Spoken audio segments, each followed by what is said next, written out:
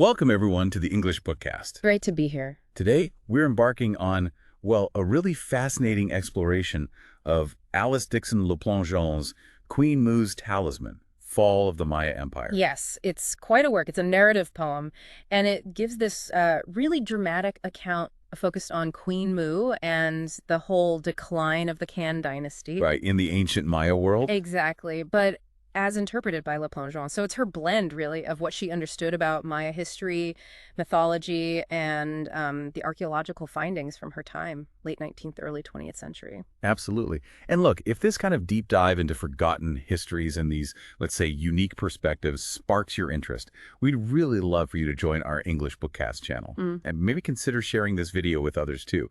Your support, honestly, it really helps our channel grow and lets us bring more of these captivating literary journeys your way. It really does. Now, as we get into Queen Moo's Talisman, it's, I think, really vital we keep the context in mind. Oh, definitely. This work, it reflects that early 20th century lens, doesn't it? How Maya history and culture were viewed back then. And it was heavily influenced by the author's own theories, her own ideas, and just the general knowledge of that era. Right. So our aim today isn't to sort of treat it as definitive history. Not at all. No. It's more about unpacking the story Le Plongeon is actually presenting and exploring what that story might tell us about her understanding, her imagined world of the Mayas. Exactly. So our mission, if you like, is to pull out the key elements of this narrative, try to understand the main conflicts driving things forward. Yeah, what makes it tick? And explore the insights the author offers into this imagined ancient Maya world, as she depicted it in the poem. Precisely. Where do we start then? The beginning, I suppose. Okay, so the poem kicks off introducing us to Princess Moo. And almost straight away, there's this feeling, that she's marked for something significant, something linked to a past life. Yeah, that's quite interesting, isn't it? How Le Plongeon uses this idea of rebirth. It immediately kind of elevates Moo's status. And it hints at this larger, maybe cosmic narrative going on. It does tap into certain Maya beliefs about cyclical time and existence, though, of course, Le Plongeon's version is filtered through her own particular lens. Right. And soon after we meet Moo, we get introduced to the age high priest Kay. Yeah. He seems like a really pivotal character. Oh, absolutely. He delivers this prophecy that basically sets the stage for, well, pretty much everything that follows. And that prophecy, it talks about the destruction of Moo. Yeah. Described as this, ancestral homeland. Yeah, a powerful one, a sort of lost maritime empire, immense wealth, influence, and Kay foretells its complete devastation, in a single night. Wow. And he attributes it to the power of Homan being unleashed. How is that destruction actually described? Is it vivid? Oh, very. The poem paints a really dramatic picture. Mountains crushing smaller peaks, thunder that doesn't stop, seas just overwhelming the land. It's chaos, despair. Sounds It even mentions brothers turning on each other in the middle of it all. It's powerful imagery. And maybe it resonated with anxiety people had at the time about disasters, societal collapse. And within that prophecy, there's also a specific mention of a 13-day mourning period. And it's tied to the 13th day of the Maya month, Aac. Why that number? Why that specific calendar link? Is that significant? Well, this is where Le Plongeon is clearly trying to weave in elements of the Maya calendar system. And 13, that number definitely held considerable importance in Maya cosmology. Okay. Often linked with cycles, completion, renewal, things like that. So by tying the morning to the 13th day of Aac, she's giving the prophecy a kind of Maya cultural flavor, even if her specific interpretation might not perfectly match up with what modern Mayanists think. Right, it shows her attempt to ground it. Exactly. Ground her story in what she understood of Maya beliefs. Okay, so after this pretty heavy prophecy, Kay gives Moo a talisman, a stone.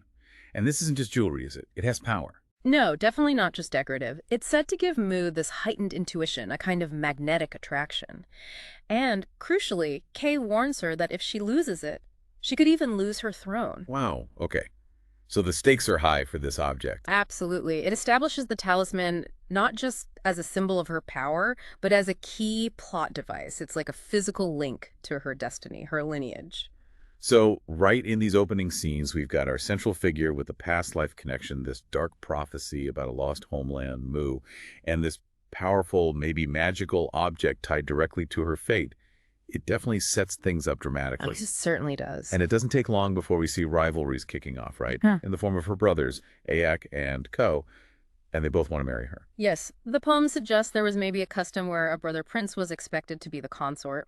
But Moo clearly prefers Coh. He's described as valiant, courageous, a leader.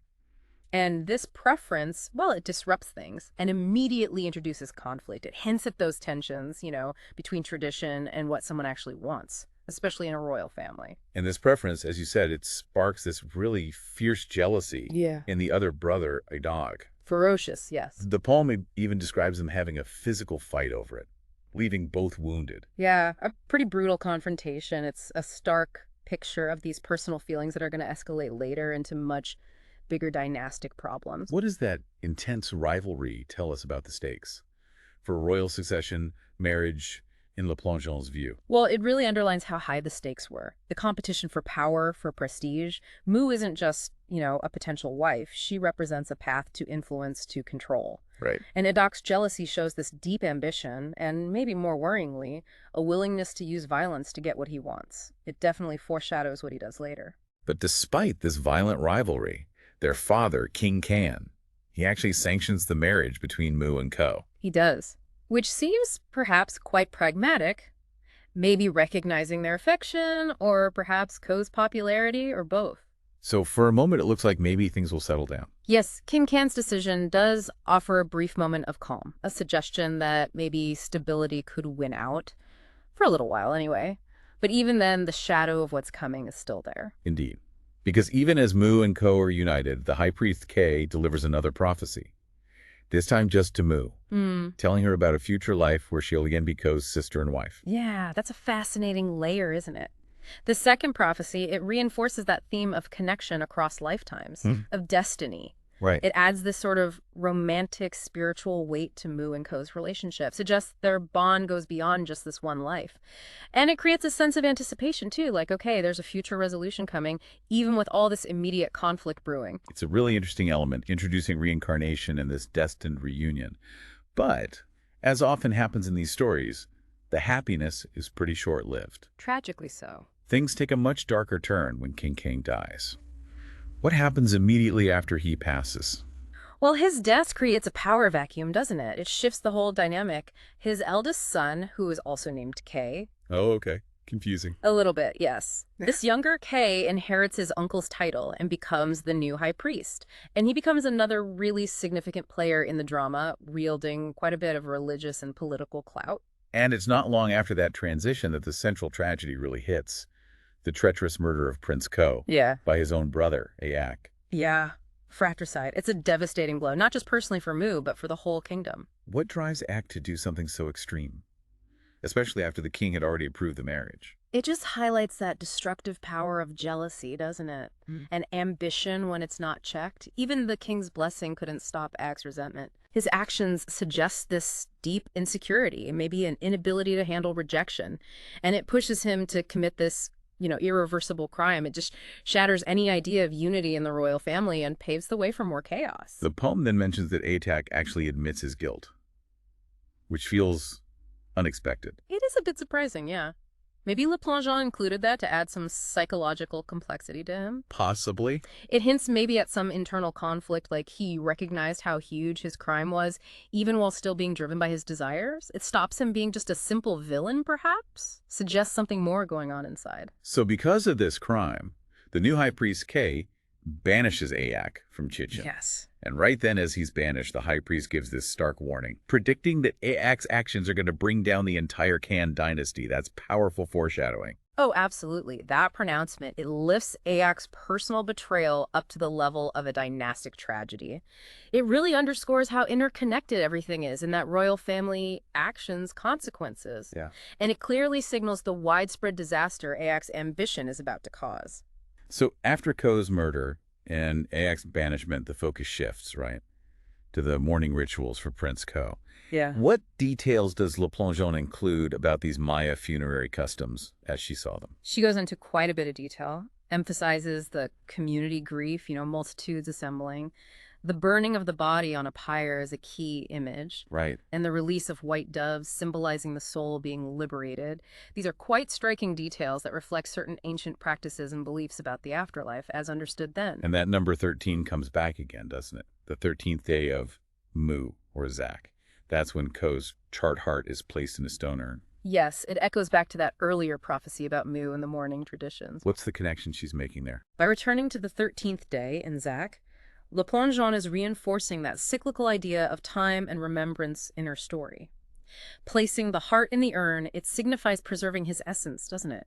A tangible link to his life, his tragic end, keeping his memory alive in the community's mind. And then in a really poignant moment, Mu puts her talisman, her power object, into the urn with Koh's heart.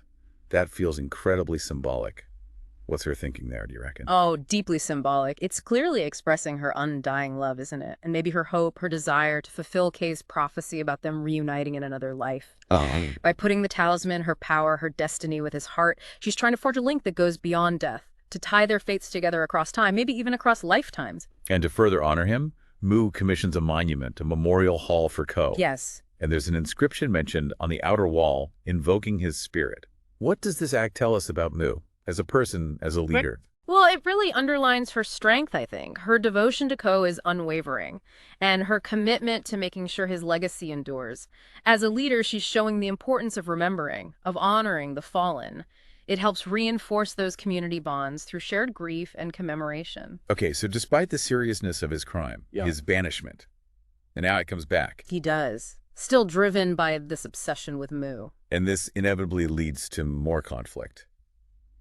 To war, actually. What brings him back? Why the continued obsession? It really speaks to the destructive side of, well, unrequited desire and that unchecked ambition again. Banishment didn't make him remorseful or change him. If anything, his obsession seems stronger. He just refuses to accept her rejection and seems to believe he can win her through force, through power, no matter how much devastation it causes. And the devastation is significant, isn't it? His ambition throws the land into war, causes immense suffering. What does this reveal about the stability of the Khan dynasty itself? It really highlights how fragile it was, perhaps. The danger of internal splits.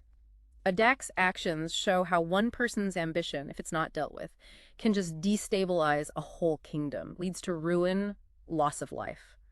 The conflict hits a climax when Aac actually manages to capture Mu, imprisons her. Yes, it looks like he might finally get what he wants. But then her loyal subjects step in and rescue her. What motivates them to defy Aac like that? Well, that loyalty says a lot about Mu, doesn't it? The respect, the affection she must have commanded. Their willingness to risk their own lives suggests they see the injustice of it all. Maybe they still see her as the rightful leader. It offers a little bit of hope in all the chaos. So after this dramatic rescue, Mu and her followers flee.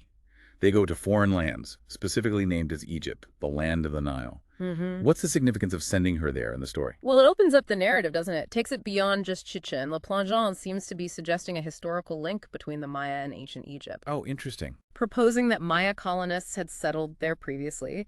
So Mu is welcomed as a descendant of these colonists. It sort of reinforces this connection she's drawing and conveniently allows Mu to find refuge and even become powerful again, but in exile. Meanwhile, back in Chichen, Arenic's victory is, well, it's pretty empty, isn't it? His rule becomes tyrannical. Exactly. Marked by discontent, suppressing any opposition. What does that tell us about power gained through betrayal and violence? It really illustrates how unstable that kind of power is. Power gained illegitimately.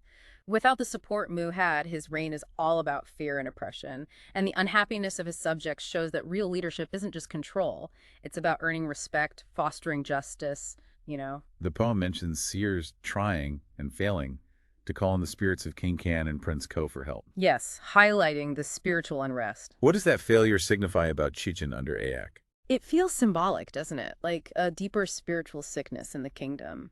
Not being able to connect with the ancestors suggests the natural order is broken. Maybe divine favor is lost under Aac. It underlines the moral, the spiritual fallout from his actions. And in the end, Aac's tyranny, the resentment, it leads to his own downfall. It does. He's killed in a final confrontation by one of his own subjects, the father of someone named Pakab.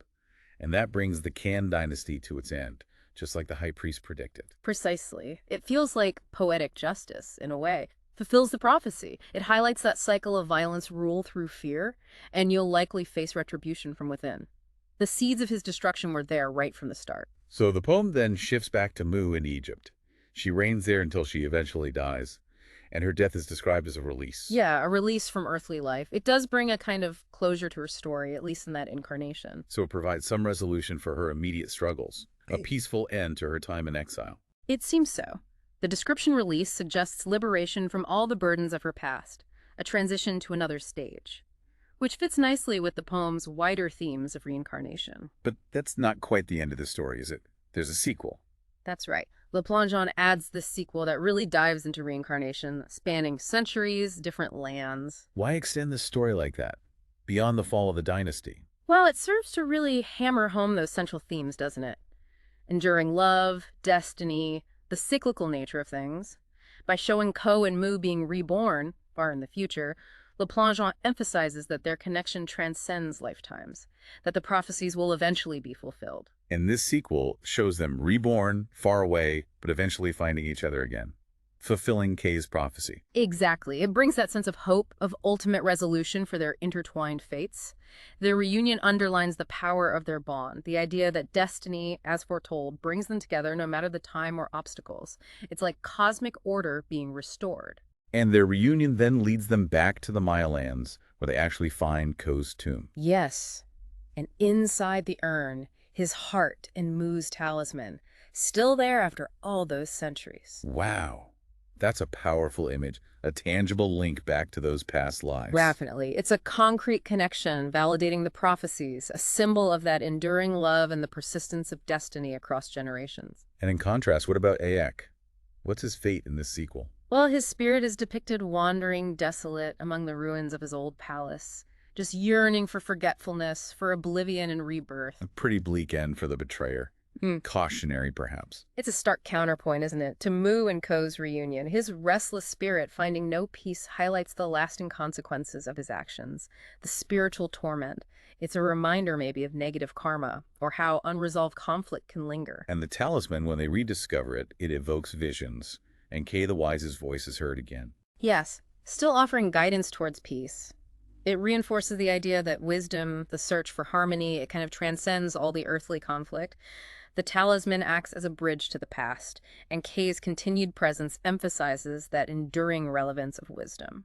So, reflecting on this whole epic poem, Queen Moo's Talisman, several big themes really stand out. Definitely. Love enduring beyond death, the devastating impact of betrayal and ambition, this powerful sense of destiny, and maybe the hope for eventual reconciliation. And Le Plongeon skillfully weaves in elements of Maya religious beliefs as she understood them anyway. Ku, the supreme intelligence, the soul's immortality, successive lives. These ideas give a framework for the character's motivations and the whole story arc. Yeah, and we also see her using Maya rituals and customs again, as perceived back then. That 13-day mourning, the reverence for jadeite, funerary rites. It gives us a glimpse into how Western scholars at that time were interpreting the evidence they had. And it's really crucial, I think, to remember her interpretation of the destruction of Moo, that lost island in the Atlantic she connects to Maya origins. Right, that reflects those, well, now largely discredited, but popular pseudoscientific theories of the time. Exactly. Understanding that context is key to appreciating where Le Plongeon was coming from, her unique perspective. And we shouldn't forget the use of music and songs throughout the poem, too. That adds another layer. True.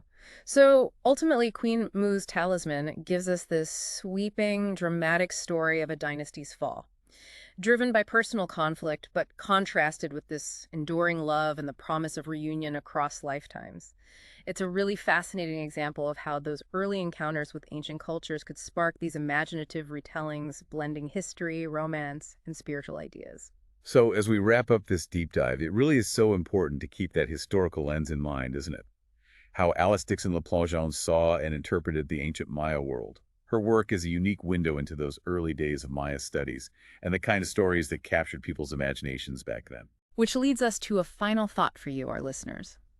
Maybe consider how ancient myths and legends, even when they're filtered through individual perspectives, may be limited understandings from different times.